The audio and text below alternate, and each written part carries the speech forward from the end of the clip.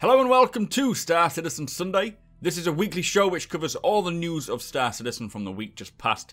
I am your host Mac, so let's get on with it.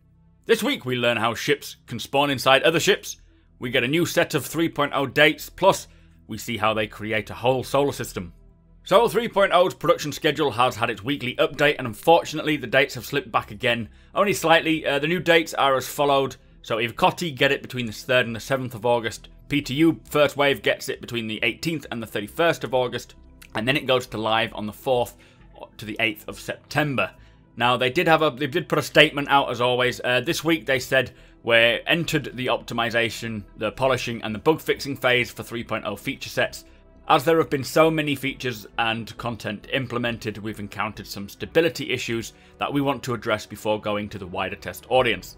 The ongoing work on the new patcher system, this is what will save us from having to completely re-download each build, and some new bugs with the copy build, which is their internal version of this patcher, have also slowed them down.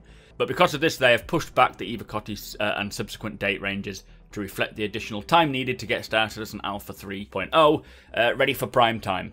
Anyway, I have done a completely separate video highlighting the newly completed tasks and remaining tasks for 3.0 this week, so do follow the link below to go and check that out.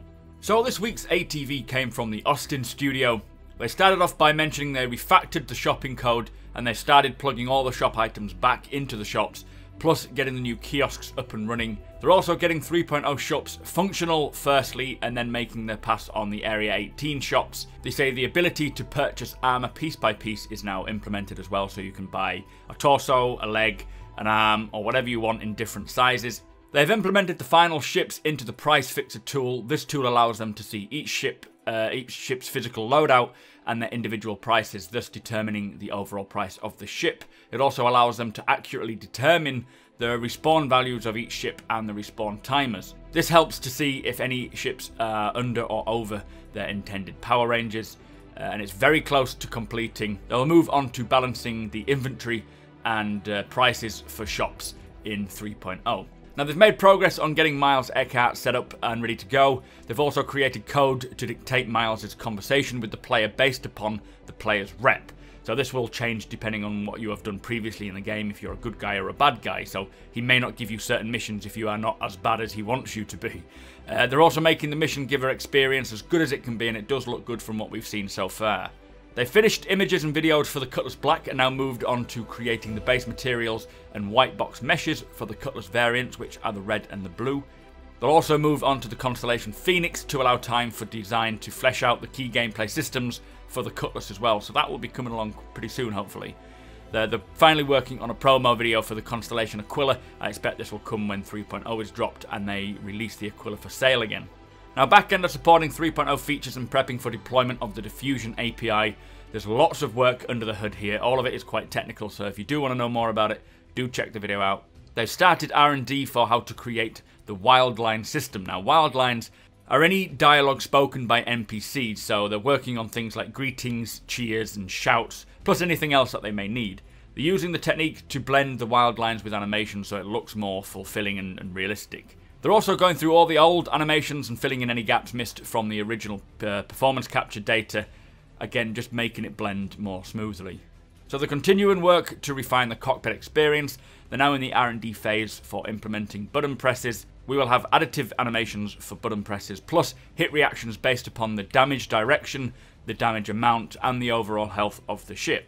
DevOps are making changes to support the new Delta patcher, which they say they're hoping to include in the release of 3.0, but they cannot confirm it yet. They're hoping to push for that. Hopefully they'll get it, because that will really change the way the game is downloaded. Audio have continued work on derelict ship sounds for varied moon environments, plus performed particle audio implementation experiments for revamped ship debris noises. They're also refining the ship emergency audio, and he's captured some sound effects for various props and materials for when they arise.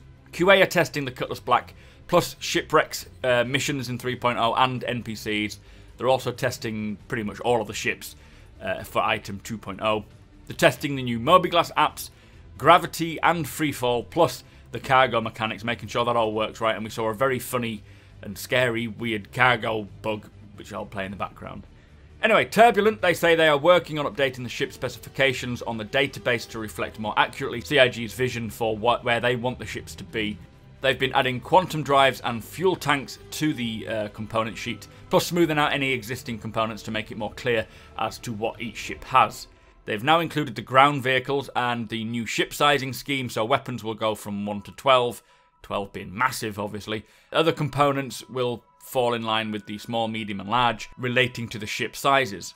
The ship detail page will be more clear on component sizes plus other information, and from this point on they say they will change the data page as and when changes come in, so hopefully that will be up pretty soon, because then we can start getting more accurate ideas of what our ships contain. Anyway, lots more features coming to Spectrum, which is currently in the Ivacotti's hands. They're testing it out now, making sure it all works well. Now in the middle there was a bit of a Cyclone segment talking more about the Tumbril Cyclone. I am currently working on bringing a full video covering the Cyclone and letting you know everything you need to know, including the Q&A, so do keep an eye out for that next week. But the main segment for ATV was ship persistence, and this is what gives us the ability to park our ships inside other ships, but not only that, they will stay on your ship if you log off and then log back in again. They need lots of engine and back-end tech to do this and to get this working. 2.6 now only tracks player accounts and loadouts, so weapons and any modifications you've done to your ships. Any change to the game world or inside your ship, it does not remember. So for 3.0, when you do park your Nox inside the Cutlass, for example, it will not attach to the ship like a weapon. It will just sit inside your ship, sort of known as a loose entity. And this can apply to anything not just physically attached, so things like cargo and other ships that you decide to park in there. Loose items now have offset information as well, which informs the spawning code where the last location was for that loose item, so when they spawn back in again, it's in the correct area.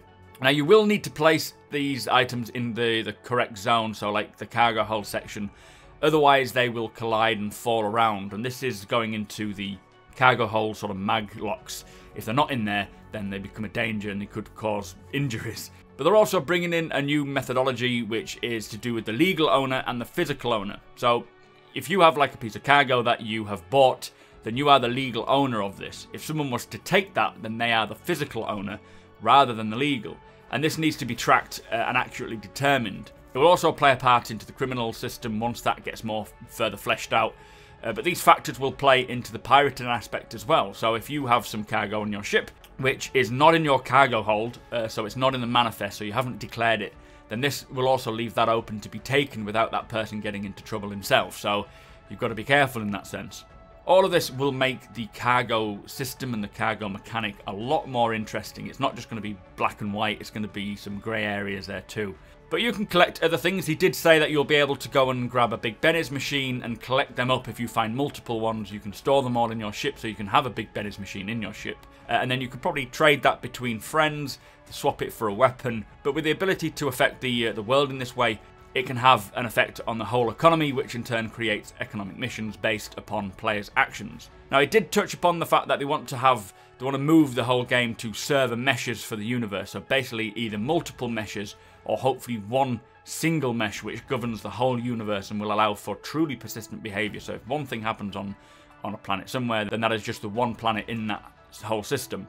Persistence will control everything in the verse, so ship player health, ammo, fuel, everything. So when it comes to using your firearms, conserve your ammunition, because if you're planet side and you start shooting away and you run out of ammunition, you are screwed. Anyway, quite a decent segment there for ATV. Let me know what your thoughts are. So don't forget, throughout the month of July, we are giving away a Star Citizen starter package courtesy of my wonderful patrons. All you need to do is be a subscriber to me here on YouTube and comment in any video that I put out throughout July to stand a chance. So also this week we had a very cool happy hour which showed off how they go about creating a full solar system using this solid tool, which is the Solar System Editor. Definitely worth watching if you're interested in that sort of thing. Citizens of the Stars this week had Cameron Wilkie as the CIG dev, answering the quantum questions, and community guest was the Damn Shames. Plain Truth was titled Shadow State, which was investigating the failed assassination of Imperator Costigan. We had a Q&A for the Cyclone, which I'll cover in a separate video coming this next week. And finally, Lawmakers this week brought us the Garen system. So that brings us to the end of the show. Thank you for watching, and thank you to our subscribers, plus a massive thank you to our patrons as you make this possible. If you like what we do and want to help us make it better, follow the link in the description to our Patreon page to learn more.